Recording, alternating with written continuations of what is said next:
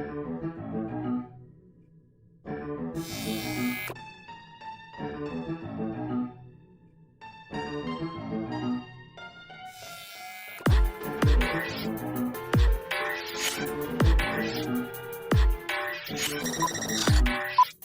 we're recording. Hello there, everyone, and welcome back to one brand new episode of your favorite podcast. In today's episode, we will be talking about fishnets, about lipstick, about singing, about sexual stuff, but also one completely new stuff. We will be doing an interview. So yeah, this is going to be one awesome podcast where we will be trying something new, not sexually, but still something new. So welcome back. This is your co-host, your favorite one, of course, Marco Avila, and I am also joined, if you cared to hear from her at all, my other co-host, Ivey Ruiz. That is right. She is singing today because she is definitely not drunk. But Ivy, how are you? I'm great. So Ivy, you are quite excited for today's show. I'm very excited. In case people haven't noticed. Yes, okay, so yes, she agreed. Once again, she keeps forgetting this is not a video. But Ivy, again, you are so excited. You began singing to us. People did not see this, but you were also kind of dancing as you were introducing yourself. Yes. Why, Ivy, would you be so excited about this episode? Because it's one episode that I've been excited about doing and I've been asking you to do, and we're finally doing it. So I'm excited to do this episode on one of my favorite films. And I believe the film, it's The Mighty Ducks. Yeah, sure, but no. That's it. We're doing the trilogy of Right? The Mighty Ducks. No. So we went ahead and talked about doing a film about something I hold dear to my heart and that I talk about. I think I've mentioned almost every podcast that I've wanted to do this on. Yeah, and in my case, in order to preface what the name of this film is, this is actually one of the ways I ever got to know you. This is one of the first topics I ever heard you talk about. I would say discuss with you, but I didn't discuss it more than I just heard you talk about it. So, Ivy, with no further ado, what movies are we discussing today? Well, if you ever got to know me... Without further ado, what's the movie? Fine! We are doing it on the Rocky Horror Picture Show. That's right. Oh, it's a famous movie, but not so famous. It's a cult movie. Yes. So it counts. And, well, Ivy, you are pretty much known as the official director of the fan club in your imagination for all of Texas on this movie. You know everything there is about this movie. Yes. I know this movie because of my college years, but you know this movie because of just growing up. Yes. So, because of that, today is going to be a very different show. Yep. In that I don't get to talk too much. Nope. This is going to be the Ivy Ruiz's Rocky Horror Picture Show podcast. This is my podcast now. Yeah. Today I will be taking on the role of interviewer. Yep. Because if I don't do that, you will go off for 3 straight days about random I things. can go more than straight 3 days. I can probably go about a week or 2. True. Which is why I will be stepping in to cut you off. But that will be all. That will be my role. I will be interviewer. You will be the interviewee. Yes. And let's get this show started. I'm excited. Yeah, cue the music again.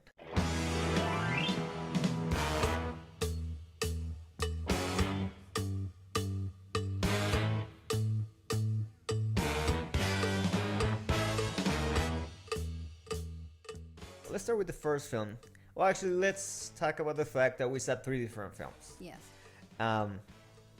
So people might not realize this, but Rocky Horror Picture Show is a little bit of a series. Mm-hmm. There's the Rocky Horror Picture Show play, stage play, then there's the movie, and then there's a sequel that you will tell us all about, which is called Shack Treatment. A little bit of a potential trilogy. Mm-hmm. And then we also saw another movie, which was it was called a tribute, but you definitely have another word for the third movie we saw, which was the Rocky Horror Picture Show. With an open mind. Let's do the Time Warp Again by Fox that was aired in a couple of years ago. Mm-hmm. So, Ivy, for people that have not watched this film, okay, can you describe to me, in as few words as possible, what is the Rocky Horror Picture Show about? In simplest terms, it's pretty much about aliens coming to planet Earth, pretty much trying to study humans, and they're from transsexual Transylvania, and they're exploring sexuality, and I can't, because there's just so much into it. Or at least you actually kind of described it. I believe the last time you tried to explain to me what this movie was about, it definitely had, you just like focused on one little thing that I did. Really nobody. It's like a minor I think plot. I spent an hour trying to explain to it. Yeah, too. that's true. I feel like we've done this whole thing like 3 times. Why does it I seem don't know. that way? It feels like we've spoken about all these films multiple times, quite at length. If I don't know why. you've met me, you've known that you've talked about the Rocky Horror Picture Show at least once or twice. And yet you're always just as excited. Yeah, which is I probably always good, so especially for this episode. You've seen all kinds of movies, but you've never seen anything like the Rocky Horror Picture Show. Let's do the time warp again. Let's do the time warp again. The Rocky Horror Picture Show is wonderfully weird. I'm your new commander. You now are my prisoner. They're probably foreigners with ways different than our own. It's fabulously freaky. You might go pain. Your heart pump, blood will sing. It's a trip to transsexual Transylvania. I'm just a sweet transvestite. The Rocky Horror Picture Show. I'm transsexual Transylvania. So give yourself over to absolute pleasure.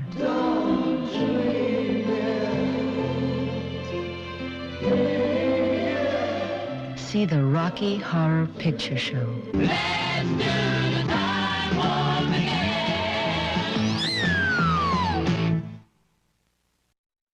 So, Rocky Horror Picture Show. I still can't say it completely. There's one thing about this movie that I've always been curious about, and that is the actors. Yes. And this is something you actually told me about. I knew that it was based on a stage play. But what I did not know is that a lot of the actors in this movie are actually the same actors that played the same characters in the stage play Yes. in England. Because again, this movie was shot in England mostly.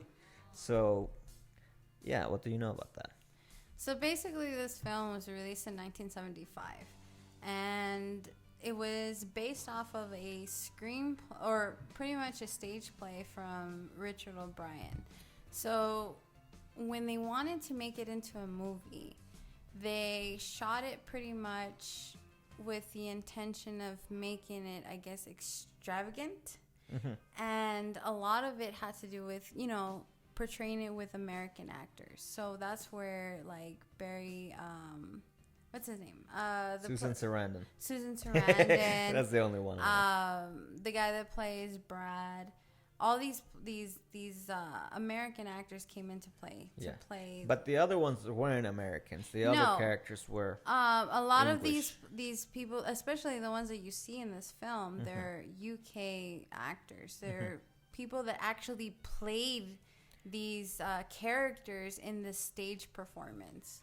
How about Tim Curry? Was he Tim added, Curry, or was he also part of the original cast? So Tim Curry was actually part of a stage performance that he actually did play Frankenfurter. But he did put a lot of his, I guess you would say, his input as making it what Frankenfurter, the character in the film, is today. So he added more to the character Yes. for the film. Yeah. Yeah, that's cool. I mean, especially when you think of the idea that Tim Curry was doing stage acting as well. A lot of people tend to forget that actors do both. Yeah. Well, that sounded weird. Okay, so one of the main characters was also the director, right? So, Richard O'Brien, who plays Riff Raff in the film version of Rocky Horror Picture Show, he actually is the writer of the Rocky Horror Picture Show. Oh. So he was basically an out-of-work actor at the time of when Rocky Horror was coming to light. Okay. And he ended up showing his screenplay, or his intention to make it into a film, to the director who directed the film itself. His name is Jim. I can never pronounce his name, but we'll just go with Jim. Okay, so he wrote and acted, but he didn't direct No. the movie. Okay. He basically did the screenplay for Rocky Horror Picture Show. He's pretty much your god creator of Rocky Horror Picture Show. Yes. So he did the stage production, was involved with the film production of Rocky Horror Picture Show, and he actually started in the Rocky Horror Picture Show because it was the idea that you wrote it. Yeah. And these characters, why not star in it? So he ended up playing Riff Raff in the film production of Rocky Horror Picture Show. So who you see as Riff Raff is Richard O'Brien. Now, was there any reason why, you mentioned some actors in the movie were actually taken from America by like famous actors like Susan Sarandon. Mm-hmm. That's the name. Yeah. Do you know if there was a reason why they replaced those actors? Why they chose some characters to be replaced by American actors and not use the original English actors? Like, do you know if there was any reason why some characters got to play? Why some of the original actors got to play their same characters, and why some were like written off and played by new, more famous actors? Well, from many things that have been said is that during this time, there was a lot of these shots that were taken from the film production. It was like they wanted to shoot it in America. They wanted to make it popular in America, so they wanted American actors. So that's where they had like I keep forgetting his name. Barry White? No. That would have been a movie, man. So the guy that plays Brad, Susan Sarandon, who plays Janet, they wanted American actors. A lot of times too, it was because of just a lot of conflict with, shooting schedules and stuff. Okay. So they wanted it to be based off of what was, compatible with shooting here in America. Oh, okay. But even then, like, a lot of the shots did take place in the UK, but a lot of shots also was meant to be done in Denton, Texas. Oh. So. Interesting. That's cool. So, that's Rocky Horror Picture Show. Not kidding. That's one cool thing about Rocky Horror Picture Show. The other thing I think we've spoken about a lot in regards to Rocky Horror Picture Show is obviously the plot. Yeah. This is probably what the movie's this is what the movie is known for the most, which would be obviously all the sexual innuendos, all the sexual themes, all that stuff. Yeah.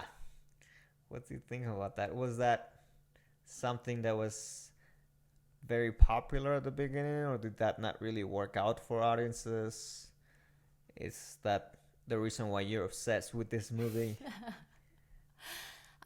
During its time, I mean, it was a film. Again, it's a film that's based off of sexuality. It's a film that embraces sexuality, and when it came during its time, I believe there was a lot of hidden, I guess, how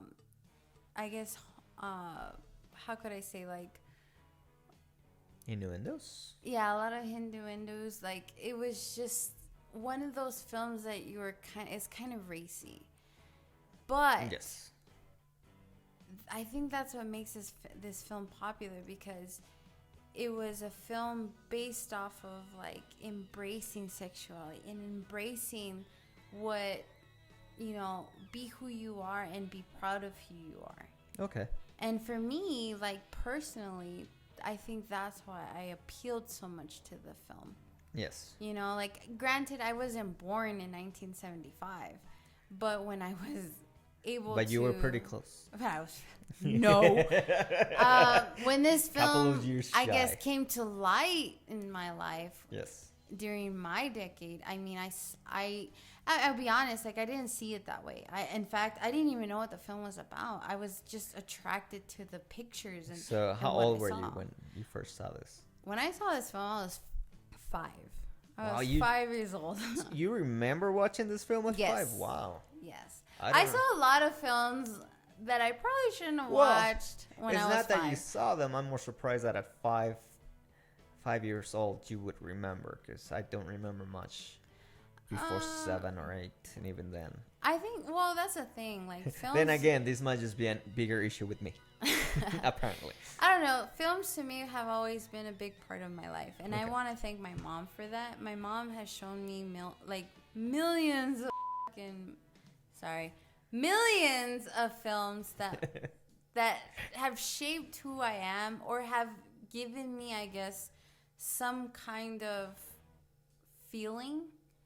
And I think that's why I have so much appreciation for films. Okay. And it started at that young of an age. And Rocky Horror Picture Show was just one of those films. It was one of those films that I watched. Again, I was young, so I didn't really understand what it was about. Yeah. But now that when I got older and I watched it So- more frequently. Yeah, you just liked it because it was flashy and colorful, and Well, they were yeah. singing. When I was younger, I watched it, yeah, because it was flashy and it was there It was in your almost like a face. cartoon, but with more flesh. Well, Exactly. unless we're talking like, Japanese cartoons. Less flesh. But yeah, so it shaped a lot of, like, views of mine, Okay. if I could say. Now, do you know how audiences reacted when it first came out Yes. to all that? So you know me, Marco. Yeah, You know I've watched this is and why I'm read. just interviewing you, because I Yeah. know you know. When Rocky Horror the Rocky Horror Picture Show film first came out, a lot of people didn't really take lightly to it. They didn't know how to react to it. Yeah. So it was one of those films that it was. I guess I would say it was kind of like those films that were viewed, but it was kind of put in the back burner because they didn't know how to interpret it. So it was saying, so not like the way we treat like artsy films instead of B films. Yeah. Like we like the fancy Oscar award winning films that we're just like, oh, I guess it's good, but we'll never watch it kind of film. It was kind of like that. Like when it first came out, from the research that I did throughout my years of, again, loving this film and trying to understand this film, it was one of those films that people, I guess, at first didn't really appreciate, and it took some time to kind of understand it.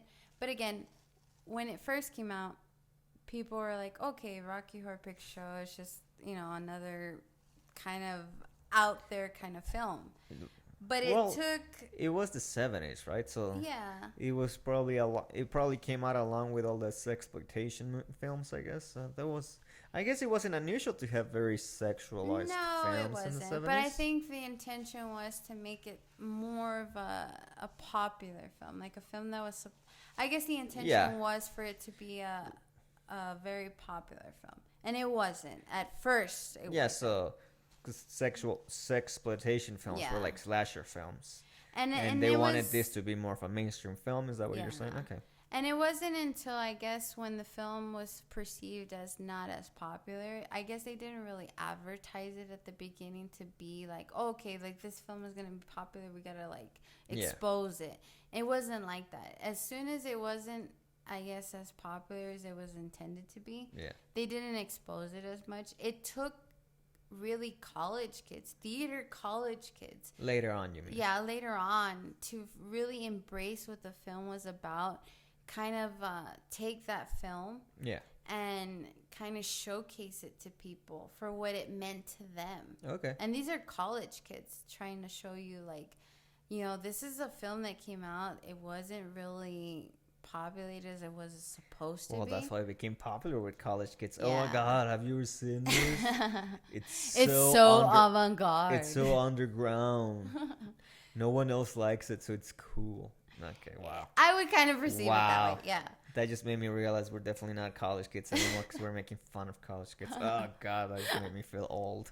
But yeah, I mean, it was a film that, you know, college kids ended up taking in and embracing and showcasing for what it was. And that's how it honestly became a little bit more popular. Okay. So then when it first came out, it didn't really do well financially. Is that what? It did not. Okay.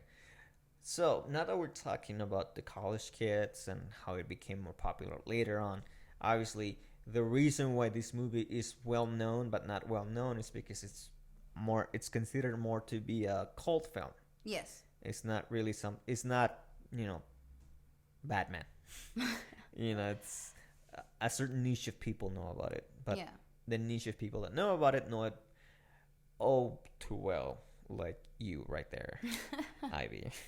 So, the one thing that I know about this film is, well, I'm gonna tell you how I know this film, my experience with the films. You've just told us how you grew up with this film, how it helped you, I don't know, learn, but, you know, embrace sexuality when you came of age and stuff, and that's cool. Now, here's the way I know this film. I didn't know about this film. I had seen some of the more big icons of the movie. Like the big lips and stuff out there. I had seen obviously Tim Curry's characters, like in posters and stuff. But I'd never seen the movie until college. But unlike the college kids that made this movie the cult phenomenon it is, I saw this film for the first time while working as a AV crew member that was supposed to screen the movie on Halloween at midnight, because where I went to college, that's one of the traditions. Halloween at midnight, they screen Rocky Horror Picture Show in the big theater, and everyone dresses up and they go at midnight and watch the movie. Here's the thing though, because it was at midnight, and because somehow I wound up having to do this for 4 straight years through all my college years, it meant that every year on Halloween at midnight, before midnight, I have to be at work because it took a long time to set it up. Not only that, because the movie is a movie and it takes 2 hours, I wouldn't be done until past 2, which meant that every year in college, I missed the so sexy Halloween parties, the college Halloween parties. And I mean, after 4 years and realizing I would have missed all my chances of sexy parties, it kind of soured my views on this movie. But outside of all that, outside of that experience, that chestnut, the one thing I did experience that I particularly liked about this movie, but that I've never known much about, is that for a bunch of people that would go in for the first row, they were given props. Yeah. So again, apparently, I learned that one of the traditions to go watch this movie is people dress up as their favorite characters to go watch it. And also, they bring a certain amount of props. Yeah. And there's also certain things that you're supposed to say at certain moments or to certain characters in the movie. And it makes watching the movie quite a show.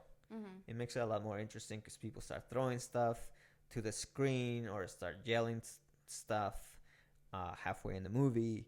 And at least the first time I ever saw it, that was quite entertaining to me. Right. Because at some point, people even go up on stage in front of the screen and dance. So, again, all I know is that there's some props. I know there's toast. I know you yelled a lot at some point. Where does this come from, Ivy? What are the props? What are the things you're supposed to say? And I'm assuming people weren't expected to do this when it came out originally on theater or in the stage. Yeah. Okay, so again, so pretty much this film was kind of hyped up to be like something bigger than it was. Unfortunately, it wasn't. It was perceived as a low budget film. The film that never really, I guess, made its headways as it was supposed to be. But once it was adapted into a lot of college life, like a lot of college kids, theater kids that took this film, they ended up adapting this kind of interactive scenario with this film. So when you watch this film, there are certain kind of cues that you would say or do to make this film, I guess, a little bit more enjoyable. And that's where it is today. So a lot of times, like I remember going to see this film theater-wise. Yeah. The Rocky Horror Show. Because again, it's a Rocky Horror Show when it's a stage film. It's a Rocky Horror Picture Show when it's the film. Oh, so there's a difference. So there's a difference. But when I've gone to see like the Rocky Horror Show, they still incorporate a lot of these like interactive props that you're speaking of. And it's like a deck of cards. So when Frankenfurter, one of the characters in the film, is singing it's called Going Home at the end of the film, you throw a deck of cards because he starts talking about, Ace of Spades or, deck of cards. You start throwing it. Yeah. Oh. So you start throwing a deck of cards. Or, when Frankenfurter talks about, raising a toast, you throw toast. It's just like little things that people made, I guess, the film more enjoyable, where it becomes a kind of like a cult classic. Yeah, like an interactive kind of thing.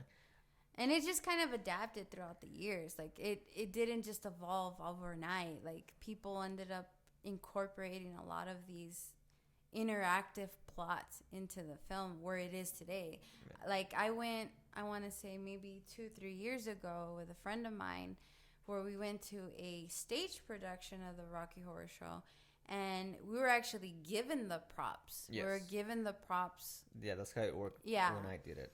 And it was kind of like, if you've seen the film, you kind of know where you're supposed to do these props. And if you don't, I mean, there's people around you. You make it sound like if you've seen the film once, you will know. Yeah. No, you don't. You have to either look it up or you have to see the show many times. But there's people, to me, feel like, I guess, fans of the film, I've always encountered people that are so friendly, especially people that are so into this film. They will tell you, like, okay, this is when you do this part, and this is when you do this, Like, I feel like people that are fans of this film are so friendly. I'm friendly. Like, if someone doesn't know when to, like, throw toast in the air, I'm like, oh, you throw toast during this part. So to clarify, you mean people are friendly when you're watching the movie? Yeah. It's not... Yeah, okay. Yeah, just make it sound like anyone culture. that's ever watched this movie and likes it is by default friendly. Yeah. I mean, you always encounter newbies. Like, you always encounter people that have never seen the film, never, even know what to do when they do the interactive part of the film. Well, I was surprised the first time I saw it. So, okay, so for any newbies out there that may be listening to us right now, but also haven't watched the movie and want to watch it, but also want to see it at a screening, can you give us the list of the props that you gotta use, the things you gotta yell, unless people don't yell anymore? Do you know it by heart? I sort No, of you do. don't. No, I sort of do. Try it. Unfortunately, look, to be honest with you, Oh, I've never been excuses. given. I'm this extreme Rocky Horror fan, but I've never been given the privilege to be able to attend a actual theater performance of the Rocky Horror Picture Show where the film is playing and people are actually acting out. Okay. And that is not my fault. It's because something in life has always prevented me from going. But do you know? But can you give us at least a Yes. partial list of the stuff you gotta bring? So when you have a newspaper, So let's start from the beginning of the movie. So the newspaper you put over your head, and that's when Janet's singing, because it's raining. So it's like this first, second song. Yes. There's rain. There's rain, and you And put the Susan newspaper Sarandon over has your head. newspaper over her. You put newspaper over her head. Okay. Yes. And then you have also water guns to kind Okay. of like, I guess, illumify raining. Like it's raining, so you throw like. Oh, it's for the same scene. Yes. Okay. So you throw like your gun up in the air, your Okay. water gun. I'm assuming nowadays you will not be given a water gun. I mean, there's I would some be theaters surprised. that don't allow you. Yeah, maybe. Yeah. And then. You also have like certain kind of cues, like when every time they refer to Janet, you say slut. So every or- time anyone says Janet, Yeah, you're you like say slut. Okay. If you refer to Brad, you refer to asshole. Every time they say Brad, you Mhm. say asshole. Okay. Deck of cards again, like anytime they mention cards. You also have toast or champagne, like you mentioned. And the toast happens during when they're having dinner. Yeah, when they're having dinner, Okay. and it's Rocky, the creator, the creation. It's his birthday, so you So that's throw what the toast toast in is the for. air. Okay. There's just so many. I believe there's dancing, right? People go out to the stage to Yes. dance. When does that happen?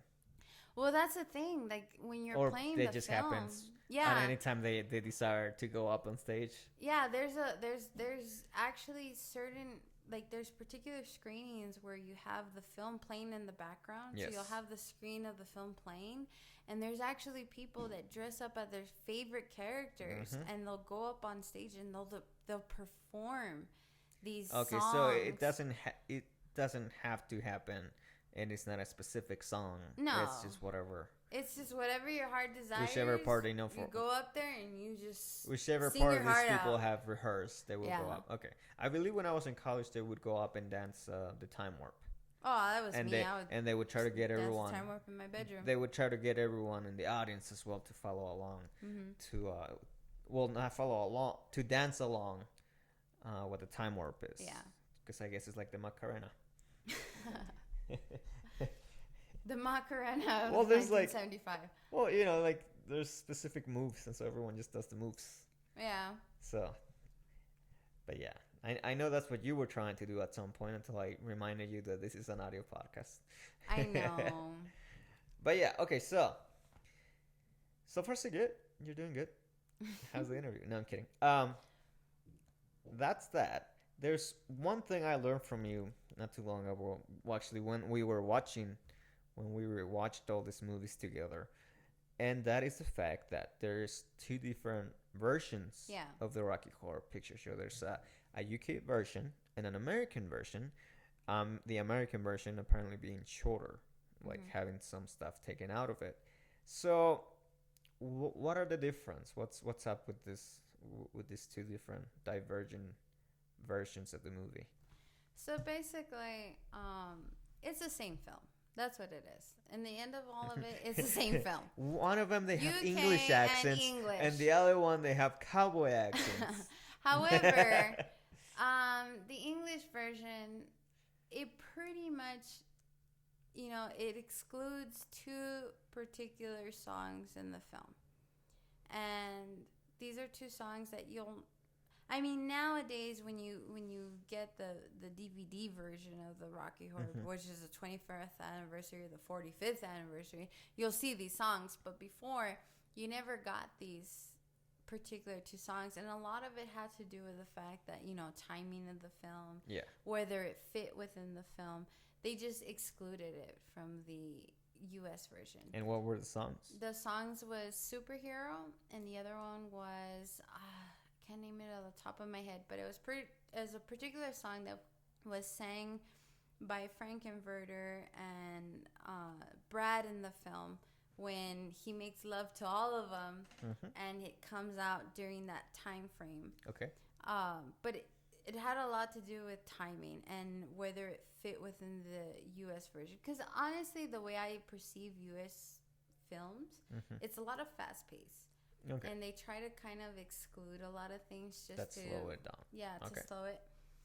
And the UK version pretty much just showcases the film in its entirety.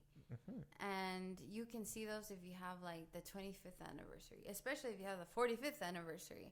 You can actually see these songs be played out within the film. Cool. If you watch it. But a lot, again, it's just the same film. It's just certain things are just taken out. Very little minor things taken out. But particularly two songs taken out of the film. Okay. So I don't know if it's streaming anywhere, but if it was streaming somewhere, you're probably going to get the UK version nowadays. Yeah. Like, you're more than likely to watch the full version. I mean, yeah, like when I listen to Spotify and I'm like, again, I can listen to Rocky Horror Picture Show all day, every day. You have. And I have. Yes. If I'm running, I'm listening. Like, I'll listen to it, and it's always going to be with where it includes the two songs in the film. I love listening to the entirety of it. Okay, so now that we're talking about songs, this is probably the hardest question I will be asking of you today. What is your favorite song? Oh. So, yeah, you can take your time. Go ahead. Just don't take too long. Well, okay. So when we were watching this film together, I went through this whole high fidelity thing with you where I was like from number 1 to 5 of the films I loved. Yes. But number 1 film of the entire Rocky Horror franchise. Number 1 song? Yeah, number 1 song had to be Going Home. That is like I want to say like the very second to last song of the film that comes out. That is my ultimate favorite song. And why is that? What is this song about? Why does it sing to you? Okay, so Going Home. Can you describe it in any way I that don't know doesn't if I take could, an but hour? I will try. So Going Home is pretty much. You can just sing it if you like. I know, right? No, I'll take the whole podcast. So Going Home is basically a song about. Okay, so at the end of the film, they're pretty much talking about like, okay, we need to go back to transsexual Transylvania. We need to get out of Earth, go back there. And Frankenfurter, who fell in love with Earth, is basically saying like, you know, I did these things on Earth. These are the things that I accomplished. These are the things I wish I could have accomplished. But you know what? I did what I could. Let's go back home. Yeah. That's pretty much the sum of the song. I love the song because it kind of reminds me of me personally. Like, this is what I've done in life. This is what I wanted to do in life, or I could have done in life. But you know what? I'm okay with what I've done. Let's just go on. I love that song because of that. Because of the message it sends. And also the melody. Like, that's what kind of reminisced with me. This got deep. It's going to get deeper. I mean, if we get deeper in this film, it's going to get deeper. For a movie about what this movie's about, this went down deep. Oh, it's going man. to get a lot deeper. This suddenly became an onion with lots of layers to peel off. An onion dressed in fishnets kind of thing. Yes. Okay, so what's your least favorite song? You know, this should be easier, but okay. No, it's not. I think my least favorite song would have to be maybe, okay, so people will disagree, but it would have to probably be the Time Warp. Only because it's like, it's the cliche version of Rocky. Like, when you think Rocky Horror Picture Show, you think, oh, the Time Warp. Yes. Maybe that's why. Maybe because it's played so much in So, my head. Because it's most people's Yeah. favorite song, you don't like it. I think, yeah. I Is- think because it's Is like... is this your goth older self coming out through you? Like, well, I don't like what other people like. Is I this, like my own thing. Yeah, well, Ye- it's I don't like cool. I don't like I like my own I don't thing. like mainstream stuff like everyone else does. I want to say it's kind of like that. Yeah. The Time Warp, don't get me wrong, Time Warp is one of those classics that never go out of style.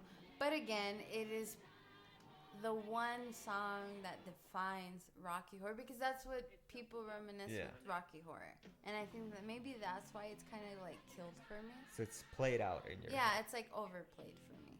Okay. Well, I mean, that will get comments for sure. I mean, out of the 5 people that listen to this. Okay, so that's cool. Do you have any fun facts that we haven't gone through about the Rocky Horror Picture Show? Ooh, Because many. you're the queen of the fun facts on this show. I know, right? Usually that's my thing. That's but your thing, and now you're it's the one all that tables are turned. yeah, you know all the trivia for this movie. Yeah, I actually know a few. So, one of the ones is, so you have the Rocky Horror cliche lips at the beginning of the film.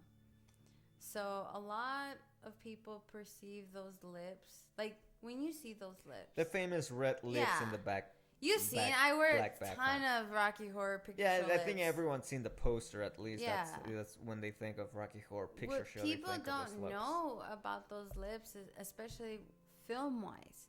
So in the stage production, it was always sang by the actress that plays Magenta. It was always sang by her, and she was played as a, how would you say, like those candy striped ladies. Usher. Right? Usher, right? Yeah. Ushers? Okay, so an usher. So she would sing that beginning of the song as an usher. Yeah. And in the film, it's sang by the lips. But in the film, they wanted Richard O'Brien to actually sing it. But in order to make compromise, those lips are actually when you see the lips, it's actually her lips. The actress Magenta's that plays lips. Magenta. Okay. It's her lips, but it's actually Richard O'Brien singing the actual song. Okay. That's cool. Which has been noted that she wasn't very happy about, but the fact that they still featured it as her lips, she was like, okay, I guess we'll do it. But if you see posters, I guess it's I actually... couldn't tell that it's her lips, Yeah. but okay. If you see posters, I don't remember the model, but it's actually a model's lips. Okay, so in the movie it's her lips, Yeah. but in the posters it's someone else's It's someone lips. else's lips. But the Oh. person singing that song is actually Richard O'Brien. There you go, folks. Cool fun fact right there. Another one also is the part where Eddie comes out, where he's... Okay, so they have the dinner party. Oh yeah, Meatloaf. Yeah, your favorite. Yeah. So my favorite song in this movie is Meatloaf's song. Well, I don't know what the name is of the song, but I like it. What's the name of the song? When Eddie said he did it like... It's Eddie. Okay, it's called Eddie. There you go. Yeah, and I think you kind of judged me a little bit when I tell you this was my favorite song, because as some people may have noticed, I like the more rock and roll songs, and this is the one song in all the movie that's the closest to just rock and roll. Yeah. And that's definitely the reason why I like it, which is also why on one of our first episodes when we talked about the Phantom of the Paradise, the song that I preferred from that musical as well was the one that was the most rock and roll. Mm-hmm. And yeah, so I definitely have a preference, I A guess. soft spot. But yeah, that's Eddie. So, fun fact about Eddie. So in the dinner scene of that film, they have Eddie under the table, which you can't see at the beginning because it's covered by a cloth. Yes. And they're having dinner on top of it. Yes. When Frankenfurter, the character, unveils that, Eddie's under there and he's a corpse, in fact, the actors in that scene didn't even know he was under there. So when they unveil that it's Eddie, the reactions within that particular scene are actually genuine. They're like, oh, it's a skeleton, or it's like body parts. I mean, it didn't. I mean, yeah, like to me, it wasn't like I've seen It looks worse. pretty bad. I mean, Yeah. not like it looks gross. I mean, as in the recreation of the body wasn't that great. I have to agree with you, and it's my favorite film, but I'm agreeing. Yeah, not only that, it's meatloaf, so I mean, he looks like he would be tasty. But yeah, so the reaction to them seeing that, I guess, Yes. quote unquote corpse, Yes. that it's genuine. Now, talking about meatloaf, I guess you probably already answered this, but I'm assuming he wasn't part of the original stage act. I'm assuming he was one of those big names that they wanted to bring in Yes. for the American audience. So when they wanted to do the Rocky Horror Picture Show again, they wanted to bring in American actors. Yeah. Maybe not the entire cast, but kind of, I guess, mix it up with American actors. Meatloaf was one of those, one of those characters where they wanted to bring him in. Yeah. Because he was well known at his time. Okay, that was my other question. Were these people actually already well known? I'm assuming Meatloaf was at least a little well known. Oh yeah, Because that's when his one-hit wonder. That's when his songs were popular. I could Ex- do Well, no, that one was anything. later. That one was much older. But he became famous in the 70s. Yeah. How about the other guys? Was Tim Curry famous? I know Tim Curry was in the original play, but was he already a name? I'm assuming Susan Sarandon was famous. I don't know about the other guy or Tim Curry. Were they known already? They were somewhat well known. Mhm. I mean, they weren't like, I guess, pop stars of its time, but they Okay. were getting to that well-known stage. So that's why they ended up hiring. So, but Susan Sarandon must have been the biggest name then. Actually, no, it was I want to Meatloaf? say it was I know. I want to say mostly it was probably Tim Curry, because Tim Curry at the time was doing a lot of stage acting.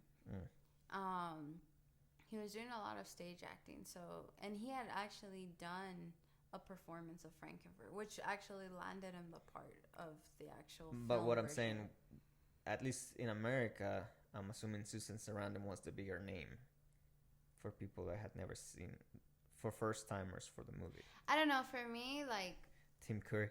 Tim Curry would have been the person. But Okay. again, I wasn't born at that time, Yeah, so you're I just couldn't really. obsessed with Tim Curry too, Yeah. so that makes sense. All right. Any more fun facts you can remember? Another fun fact would be when I'm thinking. When the professor,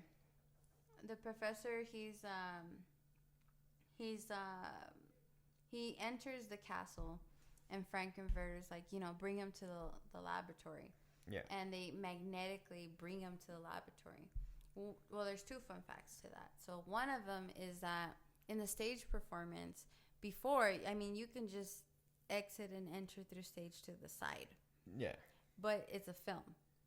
So that was kind of hard, especially when the laboratory in the film didn't really have a door other than an elevator. Yeah. So what they did was they went ahead and made like a magnetic, or they invented a magnetic pull to bring the professor into the laboratory and break through the wall. So when he's going through, like, I guess the magnetic turns on and he's like, his wheelchair is like pushing through the castle, you can actually see where the what would you say, like where the carpet on the floor is kind of cut in half. Oh, okay. So yeah. that the There's no Yeah. There's no stairs, but So you something see else. like where There's a rail. there's like a rail for him to go through to get to the laboratory. So that's actually, I guess we would say it was more like a blooper than anything, because you actually see I guess. like The stage the construction. stage instructions to how it got there. Not instructions, but okay. Whatever. Another one was, what else? We were talking about like UK and US version. In the Yes. UK version, you actually There's more nudity, right? There's more nudity compared to right. the US version. That's right, because when we watched this movie, we watched all these movies together, and we watched the UK version. Yeah. And one of the last songs With, where they're dancing, Colombia. yeah, there's definitely nipples bouncing around, and I mentioned that is something that I had definitely never seen, even though I know the song. Mm-hmm. The song plays in the American version, and you mentioned like, yeah, I think in the American version They kind of covered it. they edited they spliced some previous scenes on top of it to cover some of the more obvious nudity, which I guess maybe that's kind of like the only place where there really is nudity in the. I mean, like, there's a lot of overt- explicit, like, yeah, but like overt material. nudity, that's really the only part of the movie. yeah, The other parts is it's implied. it's more implied, but not really shown. Yeah, like like maybe you see nipples under a shirt. That's not. That's definitely not the same as the part where they edit stuff over. But yeah. So that's Rocky Horror Picture Show. Greatest movie alive. That sounded so sad though. So, yeah, you really enjoyed this movie. I do. I You mean, really are you obsessed should. with this movie. If anyone has ever met me, would know that the first thing that always comes out of my mouth is Rocky Horror Picture Show. I at least bring it up once or twice when I've met someone, because I Yes. have some kind of either reference, or I have to say something about Or you're it. wearing something. Or I'm wearing like a T-shirt Yes. or a wallet I have or something. I have a lot of memorabilia. Yes. And if there's one other thing you always talk about, is about the fact that this movie has a sequel. Yes. Yes. So there's Rocky Horror Picture Show. And then 1975. there's a sequel called Shock Treatment. Mm-hmm. From what year? Oh, I got you. 1980. Yep, that's it. Too late. Don't remember. 1980. Oh, too bad. No fun fact. No. So, I mean, it's in the 80s. there's a sequel. That's the important part. And Ivy is just as obsessed with the sequel as she is with the prequel. No, with the original movie. So Ivy, one more time. Can you describe to me what Shock Treatment is about? Say That's very good. Hello, I'm Dr. Cosmo McKinley. I'd like to tell you about a new film from the gang that gave you the Rocky Horror Show. Shock Treatment. Okay, so Shock Treatment, made in the 80s, pretty much takes place after Rocky Horror Picture Show. Brad and Janet are going through a rough patch through their relationship, and they enter this contest where they win, and Brad is pretty much, I guess, placed in this home to kind of evaluate his relationship with Janet. And this whole place is like based off of okay, this is where I get hard. What? This is where it all gets hard. Oh. It's based off of a television show. I got scared. And I got nervous there. twists and turns and plots come out. But again, like I told you, this sequel is not really a sequel. It's like a indirect sequel. Yes, this is where I come back in. Yeah. This is where I start asking you questions. You can take it if you want. But yes, yeah. Because again, I don't get a lot of input in this episode. This is all about me, guys. Yeah. Although I do like this whole interviewing part. I know you do. We just we would kind of need to know more people that know everything about a film. Because, I mean, I kind of only know you and you just know these films.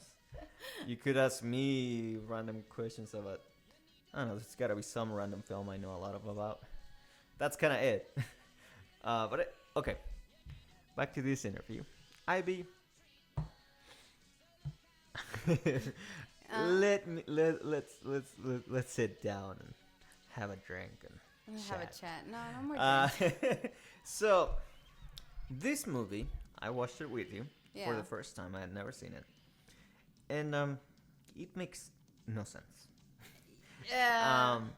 Ivy, why does this movie make no sense? I mean, I know something that should help get you to this point is you explained to me before we watched it and explained it a little bit more while we were watching it, that this movie was not supposed to be what the movie is, that it's supposed to be in space. Yeah. But again, it doesn't make sense. So why does this movie not make sense? Okay, so knowing everything you know about Rocky Horror Picture Show, we go into Shock Treatment. Shock Treatment was actually supposed to be a direct sequel to Rocky Horror Picture Show. In fact, it was supposed to be called Rocky Horror Shows His Heels. And the script itself, the fact that you're looking at me, that you're like, huh? It was supposed to be, what was the name supposed to be? It was supposed to be Rocky Horror Shows His Heels. Is there any chance? Because there's this other musical out there on Broadway right now called Kinky Boots. Is there any is there any correlation? No. No. But you see where I'm going with this. I see what you're going. No, it was supposed to be a direct sequel from Rocky Horror. Unfortunately, it never ended that way, and for several reasons. So again, it was supposed to be Rocky Horror Shows Its Heels. It didn't end up that way only because there was several factors. There was the fact that the cast... Someone broke their ankle. No, that you have the cast that, you had some actors and actresses that, they weren't down for reliving their character. They were like, no, I don't want to, revive my character. Yeah. There was a lot of budgeting where they were like, well, if I'm going to revive my character, I want this much for my character. There was also location and timing, like the fact that they couldn't get everybody all together at the same time all the schedules to together. do, so they couldn't do the sequel as it was proposed to be. So that's a lot of why the sequel didn't really become a direct sequel, but rather like how Richard O'Brien said it. It was not a sequel, not a prequel, but an equal. Okay, but the way you just explained that, it makes it sound like they could have just recast everyone and done what they wanted. Yeah. But they didn't. No. And why again does it? What was the original movie that you just described? Can you describe that to our audience? Because when you told me it was a completely different movie, to what Shock Treatment was, why was it changed so drastically? Like, I get not having the same people to do the characters, so you can recast that. But why did it change? Why did they pretty much make a completely different movie that wound up making no sense? Well, again, it was proposed to be, how I said, like a direct sequel. And again, these are from interviews from cast. This is interviews from Richard O'Brien himself. Yeah. So the fact that it wasn't, I guess, the original plot wasn't able to be done, what they did is they rewritten the script several times. In fact, I think maybe like three times. And again, it was supposed to be Rocky Horror Shows Its Heels, which again, and then we'll explain later. So the main reason they changed it, what you're saying, is because, like, I keep going with Brian De Palma. That's the only. What? I don't know. That's the one director's name I've learned all my life, apparently. So because he couldn't get the cast back and he didn't want to recast a lot of them. That's mainly, it sounds like that's mainly the reason why he chose to pretty much create a whole different movie, but taking in elements from before. Now, that's cool, but yeah, this movie's weird. I mean, what are your thoughts? I guess I personally love the film. I understood that when you and I were watching it, I kind of had to and does it explain make sense to you? When you read the backstories to how this film even became what it was, Yes. to me it makes sense. But if you're a person that's watching it for the first time, not knowing anything about it, I feel like it makes absolutely no sense. Let's go through some stuff that makes no sense for anyone that might want to watch it or that has already watched this movie and like me had no idea what had just happened. Okay, so in this movie, like you explained, the main two previous characters are in a TV show. Brad and Janet. Mm-hmm. Now the whole town is a TV studio now. The way you told me before we went into the movie was that initially in the movie this was supposed to take place in space and everyone's supposed to be in a spaceship. Well, it was supposed to take place in space. Yeah, like and as in Earth. As in everyone while in space was living in a spaceship. It was like a combination of space and Earth. Yes, but that's kind of how it goes back to the whole town being in the same studio. Okay, so at one point, the parents of one of these characters visits their kids, and then after they say goodbye, they walk to like next door, and suddenly that's their house. Yeah. You're like, why? Yes, because like everyone just lived. Because I know there's a scene where the audience is just sleeping in the bleachers. Like, okay, so is that just not explained ever? I mean, it's not explained, but again, like if you're like a hardcore person that dives deep into Richard O'Brien pretty much from what I gather in what I've read, when he did Shock Treatment, again, it was supposed to be written as a direct sequel. Unfortunately, it didn't end up that way for several reasons. But the whole point of, I guess, the way the film was shot and how it was shot, it was kind of like a jab to like television and media and how media has affected society and how it's so involved in society. So it really was an artsy film. It was sort of like an artsy film, with music in it. But again, it was... So this really was that avant-garde movie. It was so avant-garde. Meant for the artsy film college kids that, I love this film because it critiques society and the negative influence of the media on the masses. Is that? It was kind of like that, yeah. Okay. It derived from that. If you had told me since the beginning this is an artsy film, it would have made sense to me.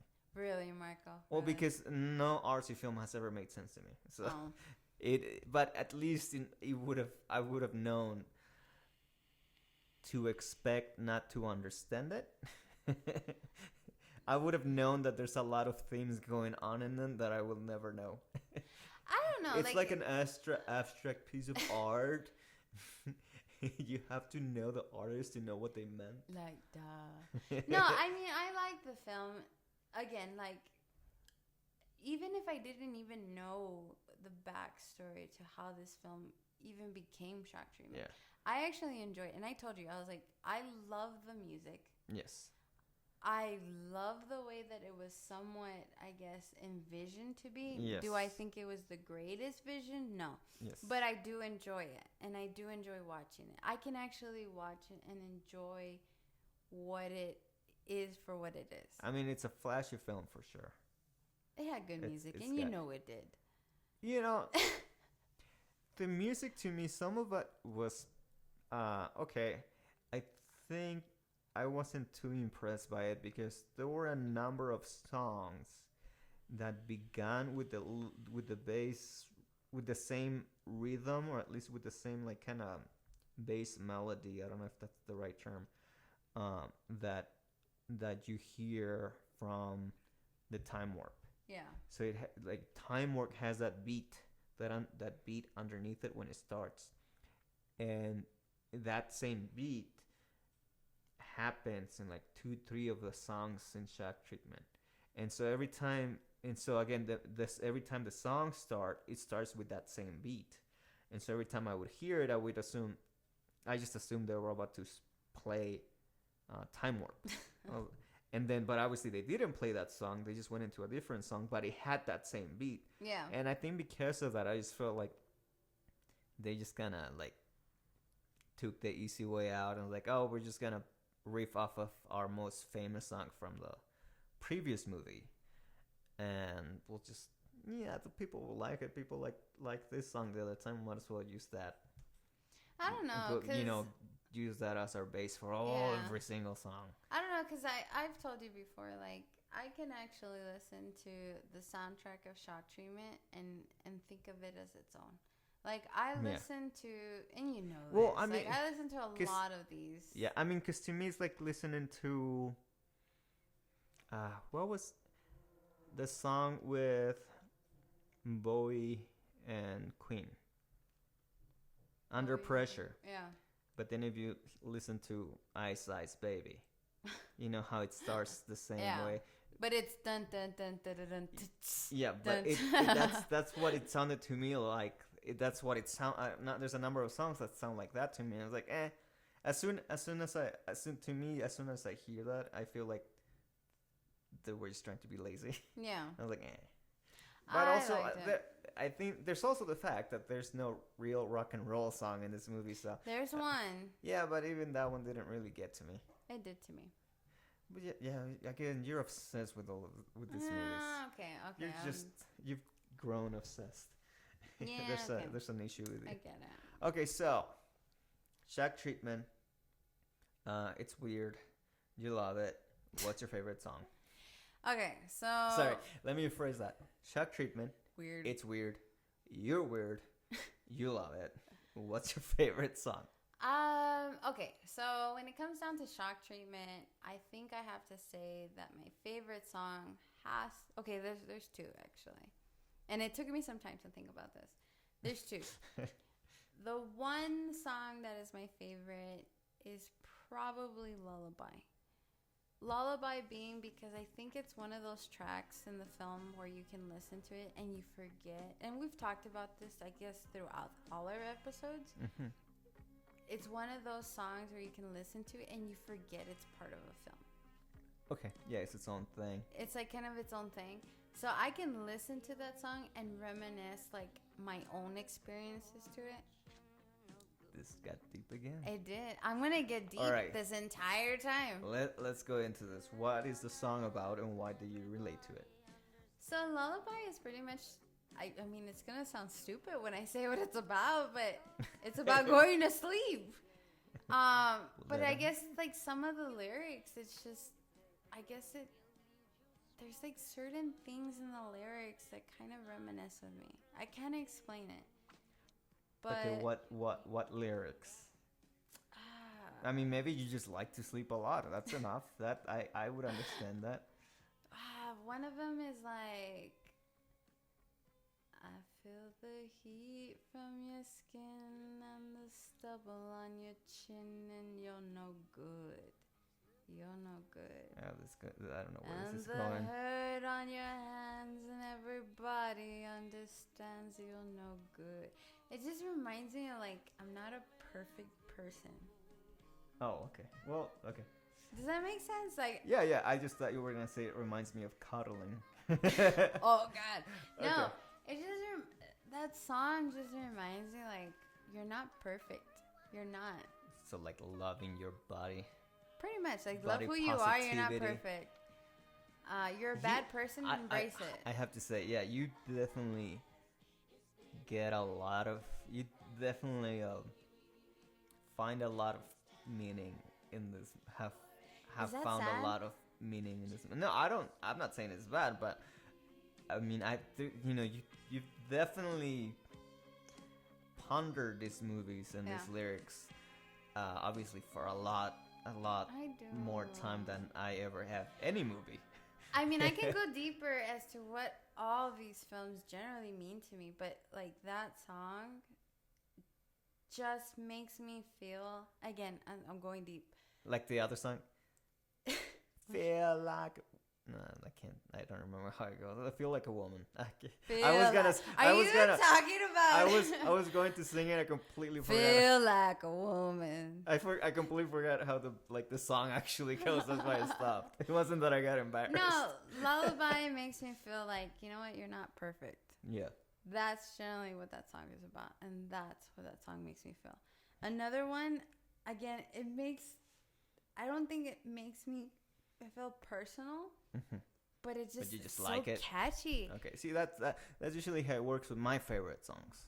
Yeah. God, what does that say about me though? It's the duet, which, okay, so at the end of the film, okay, spoiler alert, but at the end of the film, we find out that Brad has a brother named Farley who's in charge of the entire station. Oh yeah, the twin brother. And they sing a duet together, and they talk about how they don't really need each other.